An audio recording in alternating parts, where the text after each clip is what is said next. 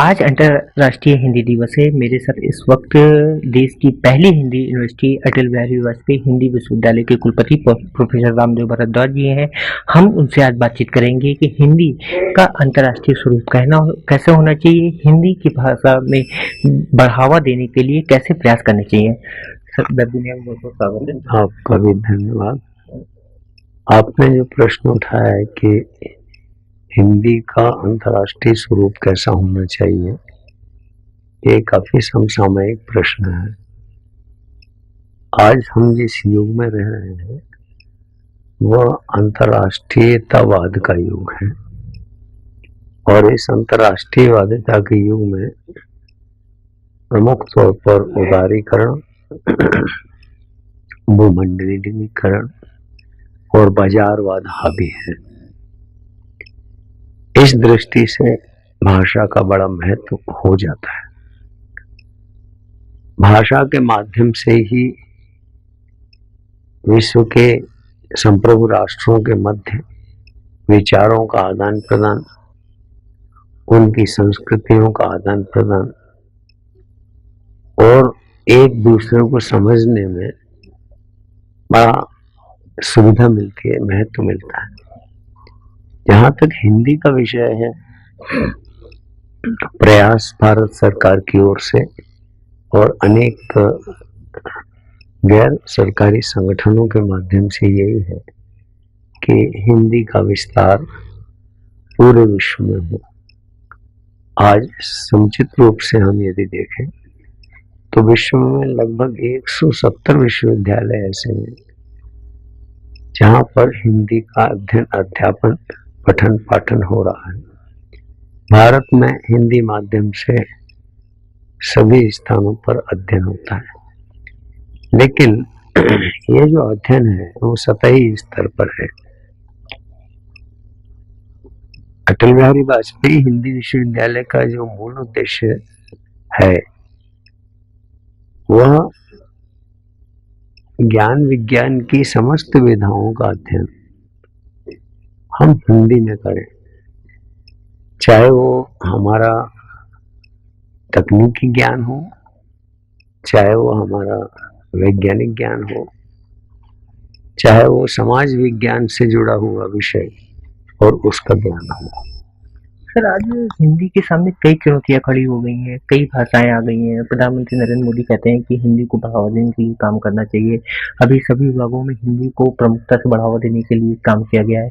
तो आपकी नज़र में हिंदी को लेकर के क्या क्या चुनौतियां हैं आ रही हैं? सबसे बड़ी चुनौती तो ये आ रही है कि समाज इस बात के लिए खड़ा नहीं हुआ है, तैयार नहीं हुआ है।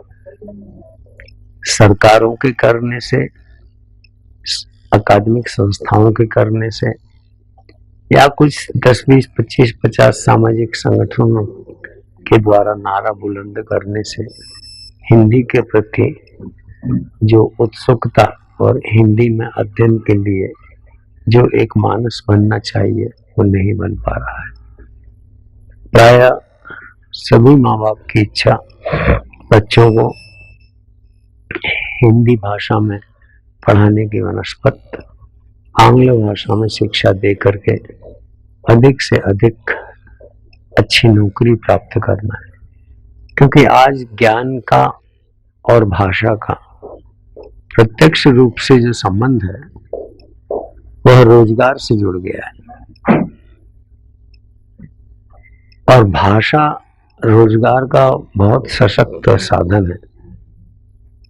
आप यदि इंग्लिश में फ्लुएंट हैं, German, Chinese, Korean, Japanese, Taiwan जानते हैं, उन राष्ट्रों में आपकी बड़ी इज्जत है और आपका अच्छी जॉब अपॉर्चुनिटीज है, क्योंकि वे लोग ये चाहते हैं कि हमारे देश की जो व्यापार और वाणिज्य से विषय और अंतर्राष्ट्रीय संबंधों से विषय जो ज्ञान है वह ये दुभाषीय दूसरे राष्ट्र में अपनी भूमिका निभाने में काम करेंगे।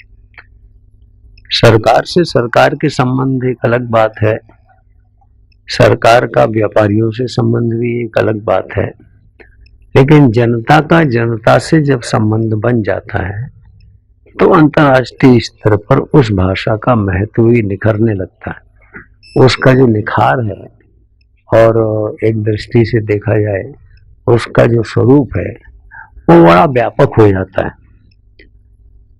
इस दृष्टि से मुझे ऐसा लगता है कि आदरणीय प्रधानमंत्री नरेंद्र मोदी जी का कहना और अनेक हिंदी के मूर्धन्य साहित्यकार हैं, उनका यह मानना कि हिंदी का विस्तार हो, हिंदी अपने स्वभाव से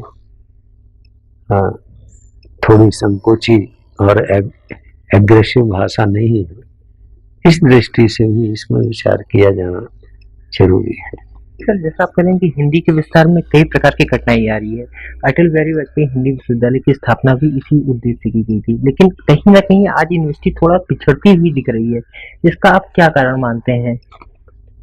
देखिए, यूनिवर्सिटी पिछड़ी हुई तो हम नहीं कह सकते, क्योंकि हमारे सामने जो लक्ष्य है बहुत बड़ा है और उसकी यात्रा पूर्ण प्राप्त करने में, उस लक्ष्य को प्राप्त करने में समय लगेगा।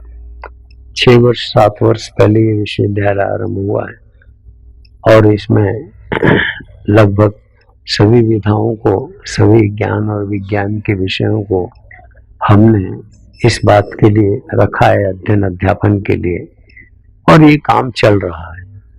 हाँ, ये बात जरूर है कि कुछ कठिनाइयां हैं, समय रहते वो दूर होंगे।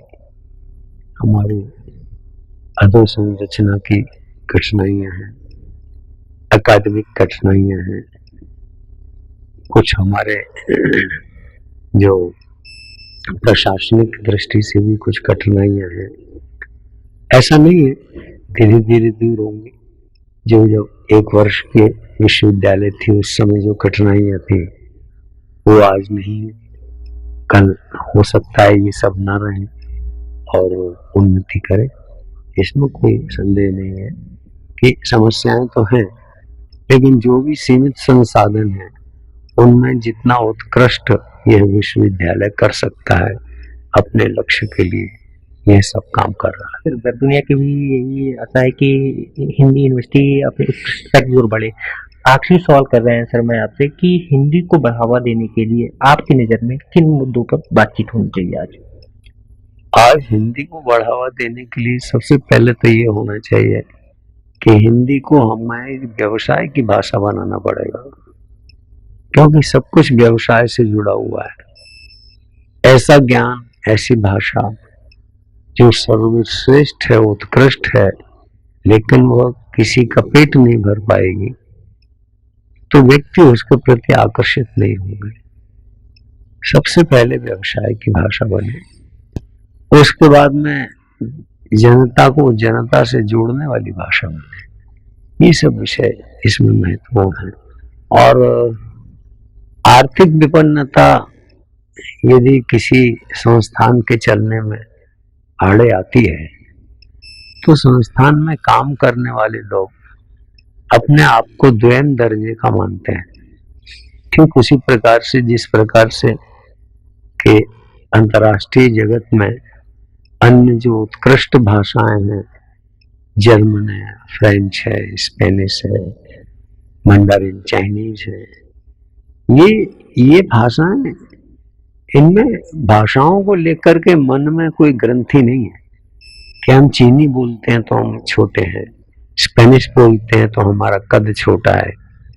हालांकि इसको नरेंद्र मोदी जी ने काफी हद तक बांटने की कोशिश करी है, लेकिन आम जनता के मन में तो यही है कि हम हिंदी जानते हैं, अंग्रेजी नहीं जानते हैं, तो किसी भी तरह से हमें इस चीज से उभरने के लिए जब तक कोई अथक और विशेष प्रयास नहीं होंगे तब तक हिंदी भाषा नहीं उठ पाएगी।